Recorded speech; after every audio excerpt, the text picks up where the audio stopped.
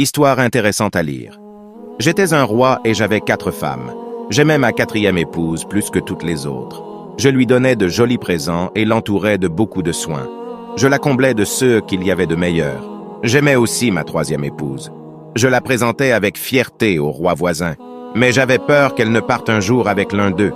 Ma 2e épouse était ma confidente. Chaque fois qu'il y avait un problème, je lui en parlais. Ma 1re épouse était ma compagne la plus loyale. C'est avec elle que j'ai construit mon royaume. Cependant, je ne l'aimais pas suffisamment. Je lui accordais très peu d'importance. Un jour, je tombais gravement malade. Sur le point de mourir, je me mis à réfléchir. J'ai 4 femmes, mais quand je vais mourir, je serai seul. Je fis appel à ma 4e femme. Je t'ai aimé plus que toutes les autres. Je t'ai donné ce que j'ai de meilleur. Maintenant que je suis en train de mourir, voudrais-tu venir avec moi? Voudrais-tu être ma compagne pour toujours? Tu es fou? Demanda-t-elle avant de s'éloigner sans ajouter un seul mot. Sa réponse me pénétra douloureusement dans le cœur comme un couteau aiguisé. Je fis appel à ma 3e épouse. Je t'ai aimé toute ma vie. Maintenant que je suis en train de mourir, es-tu disposé à me suivre?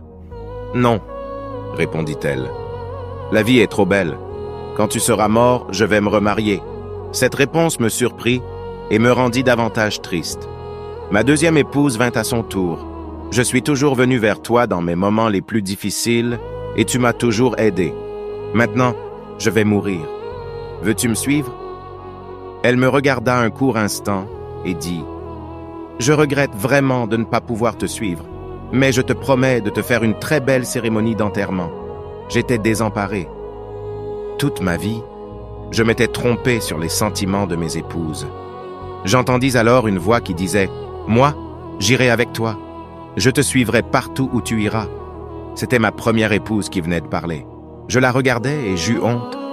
Elle était maigre, malade, résignée. Je lui dis alors « C'est toi que je devrais aimer plus que les autres lorsque j'en avais encore les moyens. » En réalité, chacun de nous a 4 épouses.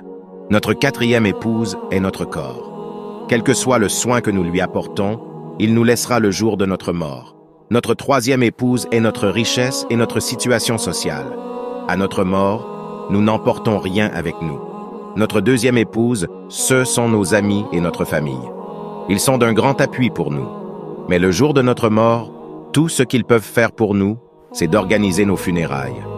Notre 1re épouse, c'est notre âme, que nous oublions souvent et que nous traitons si mal.